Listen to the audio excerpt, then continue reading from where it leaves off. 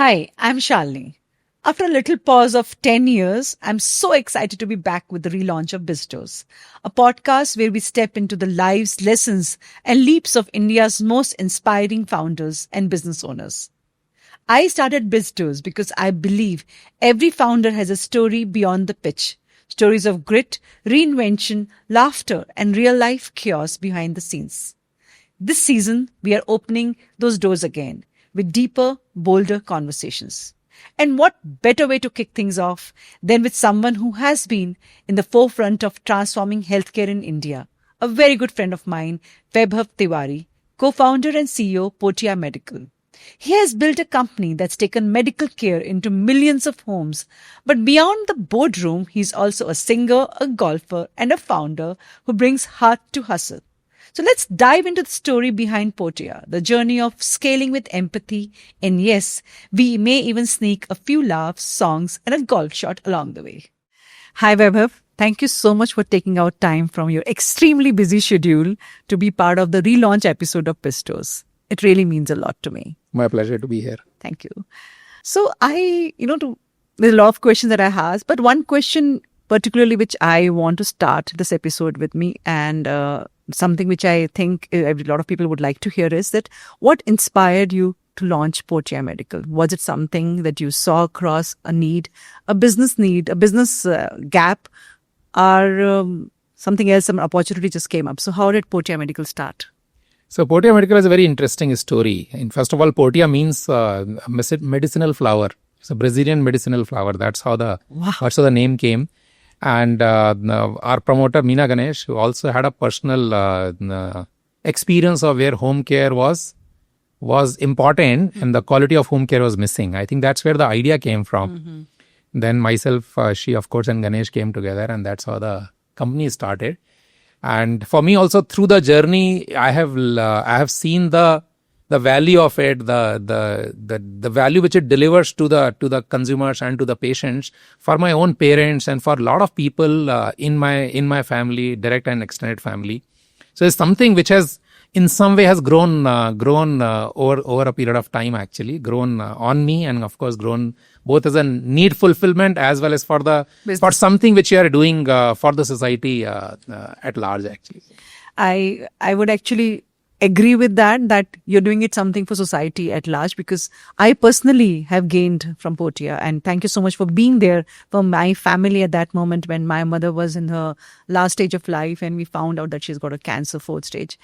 I was like, I didn't know where to go except calling you, and you got your team running and they were there all the time till she passed away. So that I understand what you do and your company does means a lot to the families around.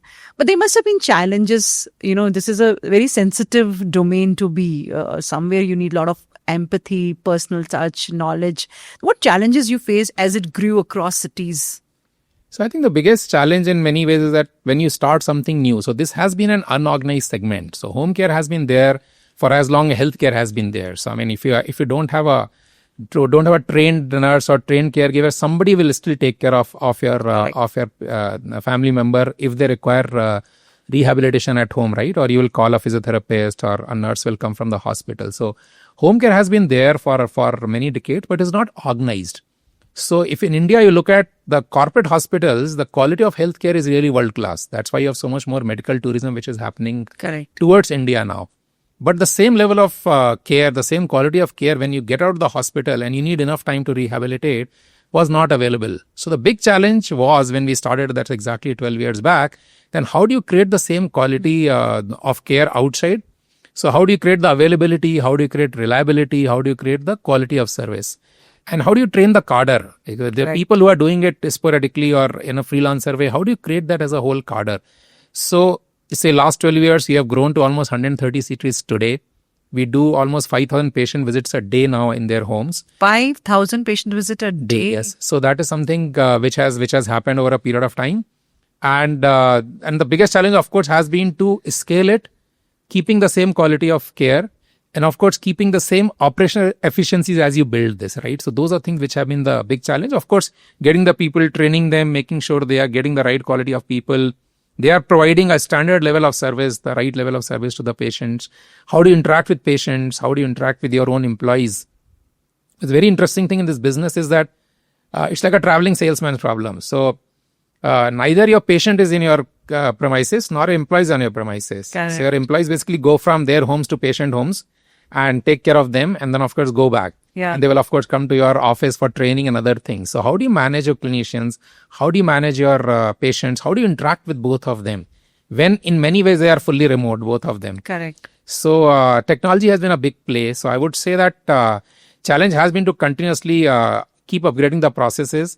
And of course, with all the changes in technology coming, how do you leverage technology to interact with patients, to interact with your own clinicians, to make sure that you're able to scale it the right way with the right efficiency and quality of service. Absolutely. Must be challenging job all across, and you to maintain the operational efficiency and quality to the level which you want to deliver across. Over the period of time of 12 years, are there any stories of which have moved you, how your teams have made a difference to people's lives, something that you remember? So I think there are stories every day. That's the beauty of this work actually, right? Is that whatever happens through the day, and you rightly said, this is a business where you work with patients in their own houses, right? So it's like when you are in the hospital and a patient is in the hospital, their behavior is a little different. When they are in homes, they are in their own territory. So their demands from the clinician, demands from the caregiver are a little bit higher because the comfort of home is all on their side in that sense, right? So it's a fairly demanding and challenging work to make sure that all those patients are happy and are recovering on a day-to-day basis the plan which has been agreed upon. But by the time you finish the day, you'll always get stories which will be very heartwarming for you. The people who will write to you, the people who will call you and say, because of you, because of your team, my parents' life went up by 1 month. My father had a great last 1 month. And many stories like that, including somebody like yours, right? So you know that, okay, just the comfort of saying, okay, somebody is there for me as and when I need them, and they will take care of my parents or they take care of my family members as I would do. End of the day, that's a value premise which we have, saying that I'll take care of your family member as you would do. And that's what we do. We end up replacing you as the primary caregiver or the primary person for your family, right? So there are many stories like that. People whose life have been saved. We had one particular patient, we are supporting the wife, and nurse was there. It's a basically nursing service, and husband had a heart attack, and the only two of them is staying, and the nurse realized that he has a heart attack, and she took him to the hospital in what is called golden hour. Yeah. And she saved his life actually. So while the nurse is there, the mother, while while taking care of the wife, right? So so there are many stories like that, and it's very, very heartwarming. So whatever happens through the day and through the month, when you finish the day, you go home very, very happy. That really made a difference in people's lives. Absolutely. My own mother used to say, my father had dementia for almost 4 years, and we supported him with the Portea caregivers. And my mother always said, these are more my sons than you guys actually. When we have 3 brothers, and my mother used to say this always, more than you guys, these guys are my sons because they are there when I need them. They take care of your father as and when I need them. So I'm like, I have a story. For 4 years, I used to be the customer service for her, right? So if he has any problem, I will get called. And there are many stories like that. Yeah, I understand. Apart from us supporting who's who of this country. Yeah. From the first citizen of this country to like many of the known film stars and politicians, you name it actually, industrialists. We have supported enough and more people for their family members.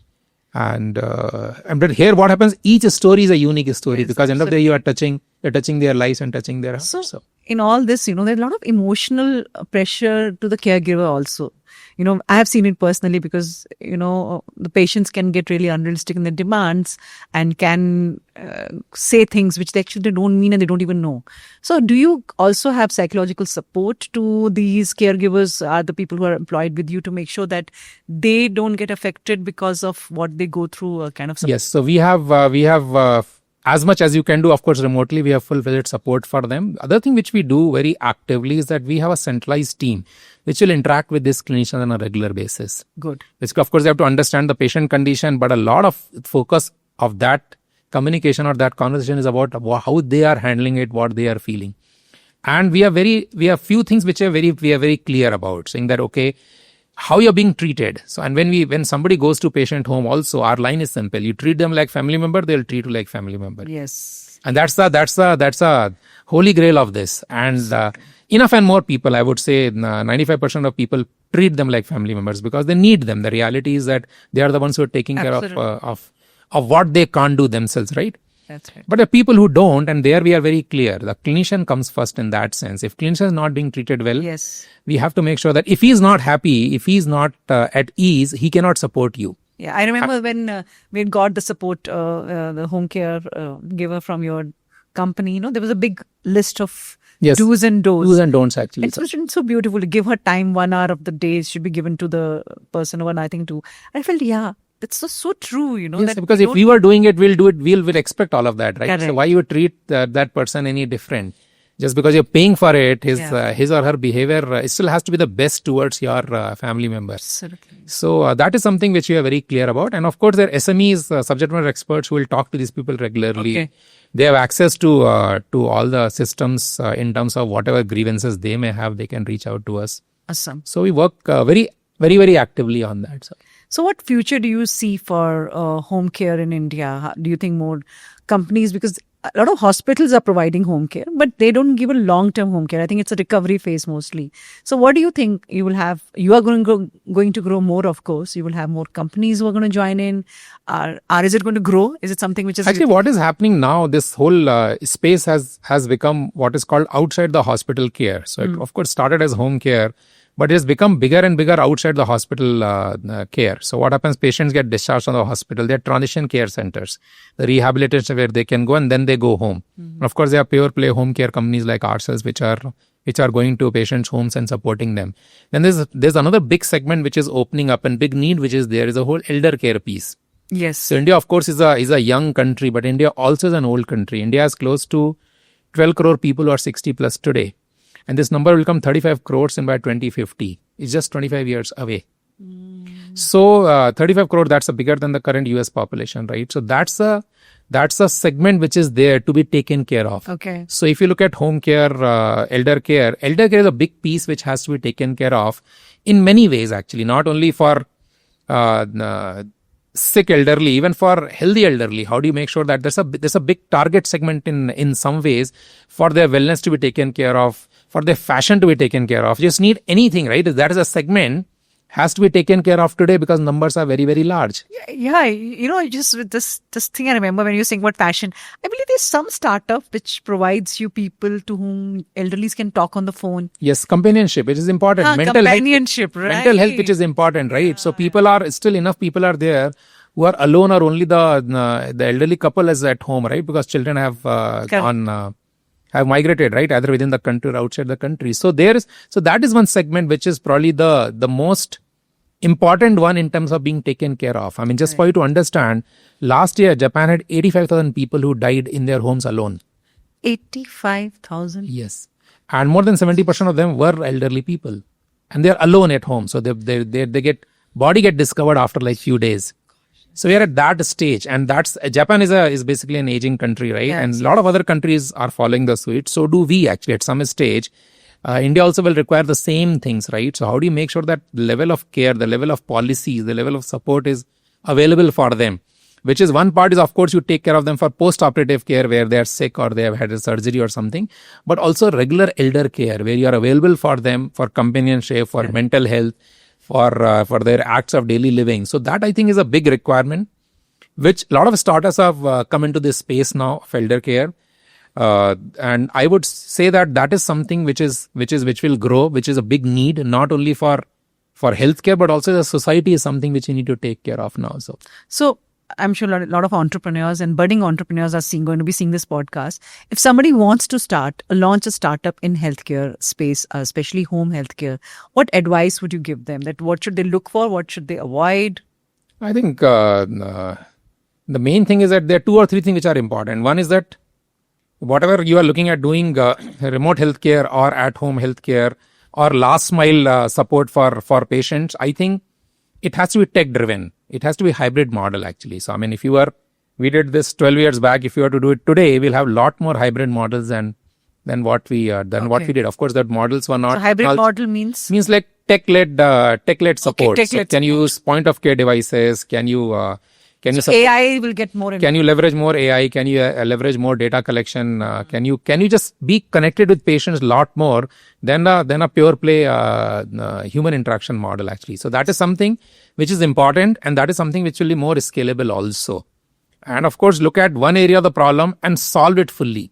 Healthcare is something is a long term thing. Nothing is there. There are no overnight successes in healthcare. It just takes time to build it, because it's a service which gets built with credibility. And you build credibility over a period of time. So if you have to do it in a tech-led model, do it with very high quality focus. Actually, those are two very, very critical things. And take one area and solve that problem fully. Actually, that's something which is important. And be patient. Be patient. For long. It's a long run. Yes, it's a long haul. So as a leader, you're steering big, massive operations. What is your leadership style, and how do you keep the team motivated through all the tough times that they must be going through? See, for my leadership style, probably should ask my team. But from my perspective, I would say I'm very inclusive and I'm very collaborative with people, because I generally believe that you have to look at people and say that what they are good at. I always follow this principle where people, what they are good at is what that should be maximized. What people are not good at is what they can take their time to grow and take their own time to basically build on those weaknesses, right? Tendulkar was a great batsman. I mean, or Virat Kohli. I mean, they are great because they are great batsmen. They focus on their strengths. They didn't start. I mean, they used to bowl part-time, but they didn't become bowlers at that time, right? So you all become successful by focusing on your strengths. So that's something which I follow. Okay. And I'm very, very keen on that. And of course, I am very collaborative and inclusive for people. Awesome. So through the tough days, what keeps you going? What keeps you grounded? What keeps you saying, "Ye din bhi guzar jayega and there are better days going to be happening"? See, for me, everything of course, age is on my side now. I've seen enough. I've done enough and seen enough. So you know that, okay, good times don't last, bad times don't last. And you being grounded is very important. Also the sense that, look, you are not the doer.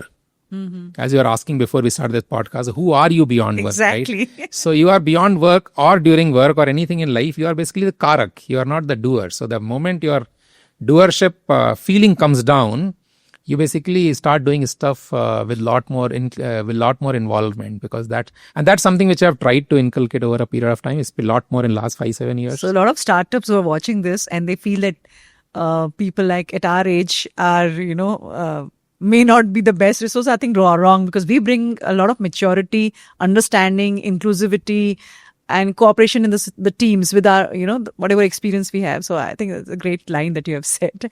So now moving from Portea to golf.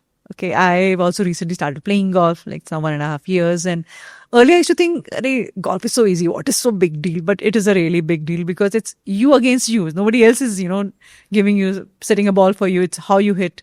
So what has been your go-to way of style in playing golf? Means, do you feel challenged when you're playing it? Do you feel that this game needs more of my focus, or what is it that keeps you? Because sometimes I lose focus. I'm suddenly lost, and the shot will go. So how do you keep your focus? Yeah, that's mainly during golf. So see, golf is as close to life as it gets. Yeah, correct. Because you just see yourself in full action. And you can just face yourself, right? Yes. You will hit a bad shot, your mind will be cluttered, you will try to manipulate your score if you're playing with others. All your good habits and bad habits show up, and you have nowhere to hide actually. Correct. Right? And you play with yourself. That's a whole beauty of it, right? Yeah. But it teaches enough to you about life, right? Saying that you hit the ball where it lies. That's our life also, right? It's you get to take the best shot from wherever the ball is, right? Yeah. So that's how life is also. I mean, you are in particular situations and you have to make your best shot out of that, right? And it may go to the green, may not go to the green, and you be happy with that wherever you took it, because you still took your best shot. You have to finally make it go to green. You have to finally make it, but yes, that second shot may not go, third shot may go, that's okay. But fact is that from whichever point you're hitting, you should hit your best shot and keep your head down. I think there's another thing, the learning which you have from golf is that you should keep your head down. We have just as humans and in this whole social setting, we have this tendency to just try to keep our head high too often, right? And take credit. Fact is, the golf teaches you to keep your head down. Yes, you can't take credit of anything. The moment your head goes up, the ball will go somewhere else, right? So there are a lot of small life lessons in golf. Yeah. And at least in my learning, over a period of time, when you start in first 3 months, 6 months, you will know whether you're cut out to play or not. Once you're beyond that stage, you know you're cut out to play and you can continue to play. Then you'll get to a certain skill in next 3 years, 4 years, 5 years, right? And that becomes like your base. From there, a lot of that is about mental clutter. So you see that for yourself. And of course, I've been playing for a few years now. The day your mental clutter is low, your game is always good. You get your best score. Yes. The day your mental clutter is high, that day your score goes bad. And that same in a thing. fraction of a second, it just goes bad. That same thing holds true for life also. So, I mean, that if you're in a particular moment and you're fully involved, of course, you will do well in that. And moment mind is playing too many things, too many tricks, then of course that thing will not be the best outcome of what is possible given a capability. So that's how I look at it. Which has been the most memorable game, and which golf course you found the most beautiful? So I have played in Bangalore, I have played in Coorg. I think those are two city places which I have played. I have not played too many other. I have played Calcutta. And of course, the best golf course is where I play, Clover, because that's my home course. But I've also enjoyed playing in KGA. I've also enjoyed playing in Prestige Golfshire in Bangalore. Both are very demanding, and for like amateurs like me, it's like it tests you. Every single shot you have to be on top of your game and fully involved. So that is something which has been there. My best memory of a golf game is that I played a tournament in Prestige Golfshire few months back, and I won. That's where I won my first trophy. Of course, as a team. Wow! And then of course I finished the game, and I saw Sadhguru, and I met Sadhguru. I remember seeing that. Just after the game, and which I think will remain the single best memory of mine on a golf course. So. Absolutely. So now we come to the rapid fire round. You have to answer immediately, no thinking, no filters, right, Vaibhav? Okay, great. If you have started a rock band with your leadership team, what would it be called? Go for it. Go for it. Good. Okay. What is more satisfying, hitting a perfect golf shot or hitting your revenue target? Both actually equally. But one answer. Hitting my perfect golf shots. Great. The last song you sang out loud, whatever it was, just Sajni from Lapata Ladies. Ek line.